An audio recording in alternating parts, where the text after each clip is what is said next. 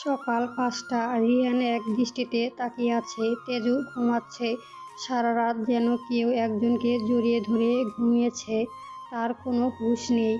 রিহানের বুকে একদম কবুতরের ছানার মতো লুকিয়ে আছে। রাতে সে পা তুলে দিয়েছিল, কিন্তু এখন এই নিজের দু পা তার উপরে তুলে দিয়ে বুকের মুখ গুজে ঘুমাচ্ছে। রিহান ঘড়ির দিকে তাকিয়ে আস্তে করে উঠে যায়। তেজু ঘুম থেকে উঠে তাকে দেখলে কেলেঙ্কারি হয়ে যাবে। সময় হোক, সে নিজেই প্রকাশ করবে। বেড থেকে উঠে ড্রেসিং টেবিলের সামনে যায়। ভালো করে নিজের দিকে তাকায়। কেন যেন নিজেকে অচেনা লাগে। চুল কপালে এসে পড়েছে। পরনের কালকের প্যান্ট শার্ট। আয়নায় তাকিয়ে নিজের চোখে শান্তি টের পায়। তেজুর পাশে আবার এসে একবার ভালো করে দেখে।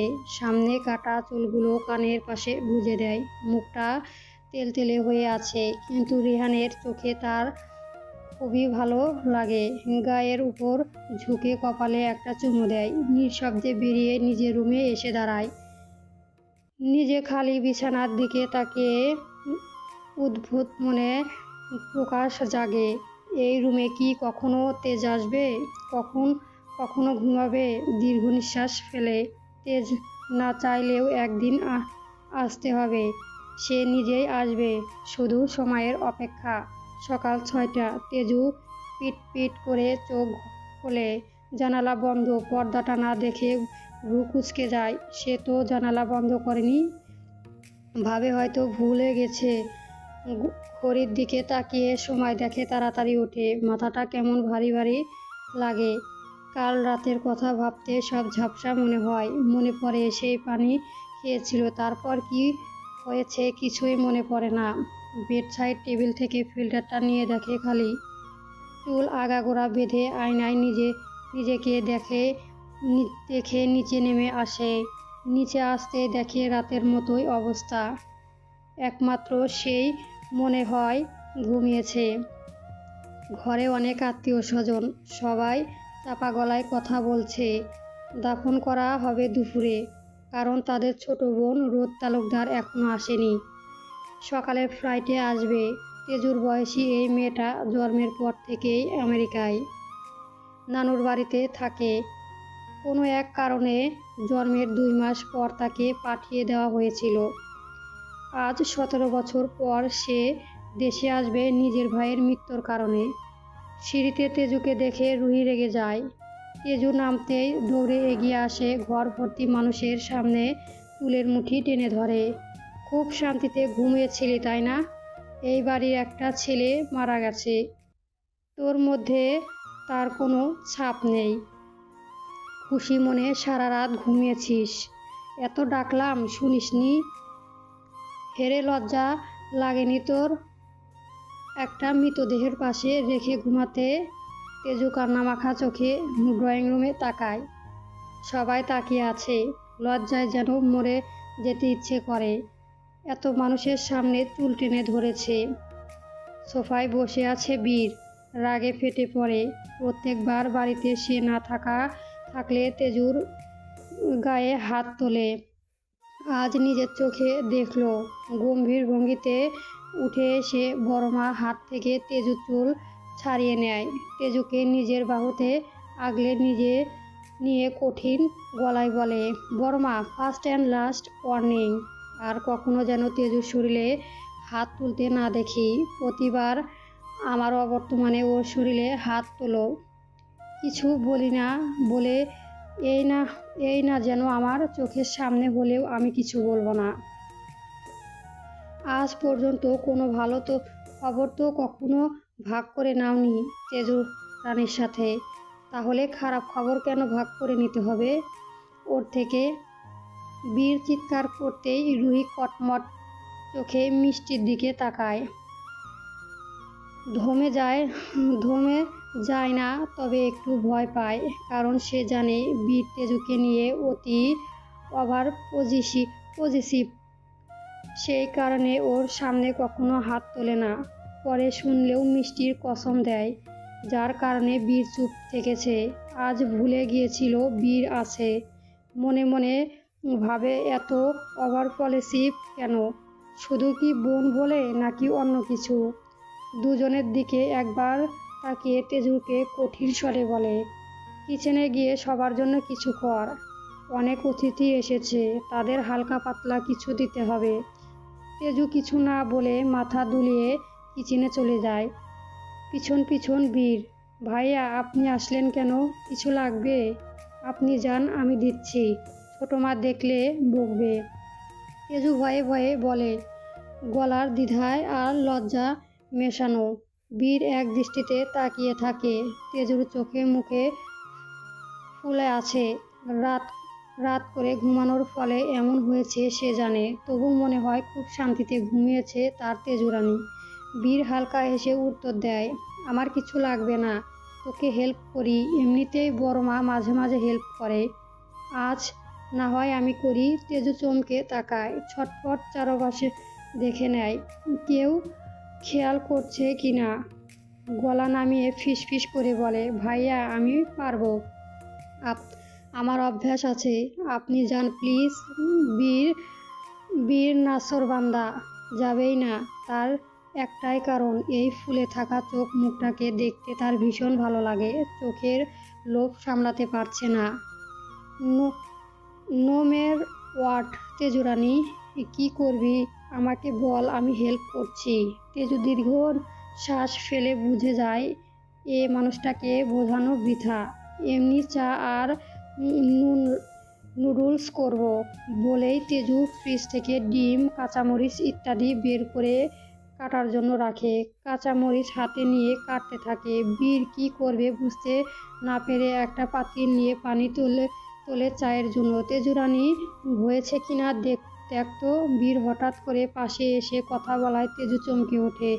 ছুরিটা আঙুলের উপর পড়ে যায়। বীর থমকে যায়, বুক কেঁপে ওঠে রক্ত দেখে। মনে হয় তার কারণেই এমন হয়েছে। ও শিট চিৎকার করে বলে ওঠে, সাথে সাথে তেজুর আঙুল ধরে, রক্ত ঝরছে। তেজু দেখে জল এসে যায় ব্যথায়, কান্নায় আটকাতে অবাক চোখে ড্যাব ড্যাব করে বীর ভাইয়ের দিকে তাকিয়ে থাকে। বীর আঙুল চেপে ধরে, মুখ নিতে গেলেই কিছু ভেবে নেয় না। সে চায় না তেজুরানীকে অস্বস্তিতে ফেলতে। দ্বিধাহীনভাবে হাত ধরে বেসিনের দিকে নিয়ে গিয়ে চেপে সেরে পানি নিয়ে আঙুলটা রাখে। চুপচাপ পানি নিয়ে ধরে রাখ, আমি আসছি। বীর দ্রুত নিজের রুমে গিয়ে স্যাভলন নিয়ে আসে। ড্রয়িং রুমে বসে থাকা শেজাহাত অবাক হয়ে তাকায়। বীর কখন কিচেনে গিয়েছিল বুঝতে পারেনি, এখন আবার স্যাভলন নিয়ে যাচ্ছে। ভ্রু কুঁচকে ভাবে কিছু একটা আছে, তারপর নিঃশব্দে পিছনে পিছনে যায়। তেজুরানী, দেখি হাত দে। তেজু তাকায়, জোরে জোরে নিঃশ্বাস ফেলেছে বীর ভাই দৌড়ানোর কারণে। হাতের মাঝে স্যাভলন। মাঝে মাঝে তেজু নিজেকে ভাগ্যবতী মনে হয় এই মানুষটার জন্য। কেউ একজন আছে যে তার জন্য ভাবে, কেউ একজন আছে যে তার কষ্টেতে কষ্ট পায়। আঙুলটা এগিয়ে দেয়, সে জানে না বললেও শুনবে না। বীর আঙুলটা হাতে মাঝে নিয়ে স্যাভলন তোলায় নিজের হাতে লাগাতে। তেজু ব্যথাতে শব্দ করে ওঠে। বীর অসহায় চোখে তাকায় আর ঠোঁট কামড়া ধরে। এই বুঝি চোখ ফেটে জল ভরবে। তেজুর দিকে তাকিয়ে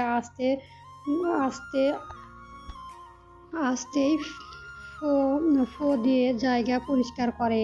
তেজু কি করবে ভেবে পাচ্ছে না। মনে মাঝে প্রশ্ন জাগে, ব্যথা কিসে পেয়েছে নাকি বীর ভাই? বীর হাতে ওষুধ লাগিয়ে পাশ থেকে ছোট চেয়ারটা এনে তেজুর দিকে দেয়। চুপচাপ এখানে বসে থাকবি, আমাকে বলবি কি কি করতে হবে আমি করব, একদম বাহাদুরি করবি না, আমাকেও মানা করবি না। কিন্তু বীর ভাই, বড় মা দেখলে কি হবে ভাবতে পারছেন?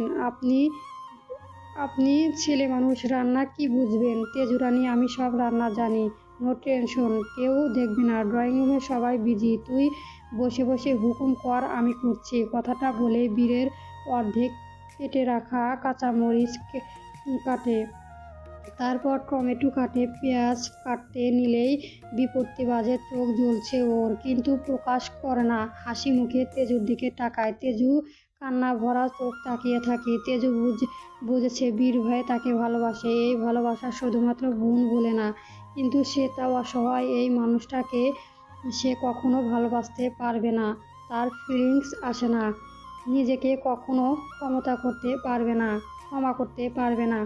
বীরের চোখে জল, তাও হাসি মুখে পেঁয়াজ কাটছে।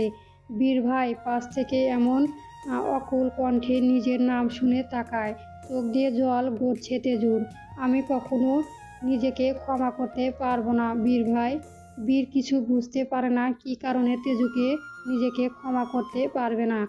ভ্রু কুঁচকে কেটে রাখা সব কিছু বাটিতে রাখতে রাখতে বলে, আগে চোখের পানি বন্ধ কর, তারপর কথা বল। তেজু ঠোঁট কামড়ে কান্নায় আটকায়। বলার মতো কিছুই পায় না। কিভাবে বলবে সে বীর ভাইয়াকে ভালোবাসতে না পারার অপরাধে নিজেকে কখনো ক্ষমা করতে পারবে না। কিছু বলার সাধ্য নেই। বাসুক না মানুষটা নিজের মতো করে। তা ভালোবাসার উপর প্রশ্ন তোলার মতো সাহস তেজুর হয়নি। এই জীবনে কেউ যদি মা বাবা পরে তাকে নিঃস্বার্থভাবে ভালোবাসে, তাহলে শুরুতেই এই মানুষটার নাম উঠবে। তার ভালোবাসা পবিত্র। কিভাবে আঙুল তুলবে এই ভালোবাসার? আজ পর্যন্ত খারাপভাবে কখনো স্পর্শ করেনি, খারাপ দৃষ্টিতে তাকায়নি, উল্টা খারাপ দৃষ্টি থেকে প্রতিনিয়ত রক্ষা করে গেছে। তেজু কথাটা ঘুরিয়ে দেয়। কিছু না, এমনি বলছি। আপনার তো বোন আসছে আজকে, আপনি খুশি না? অবশ্য খুশি হবে কিভাবে, আপনার তো ভাই মারা গেছে। বীর গম্ভীর মুখে বলে, অনেক খুশি। মুহিদের মারা যাওয়ায় আমার কোনো খারাপ লাগেনি। ওর মতো মানুষ চলে যাওয়া ভালো, যত তাড়াতাড়ি যাবে ততই ভালো। অনেক মেয়ের জীবন শেষ করেছে।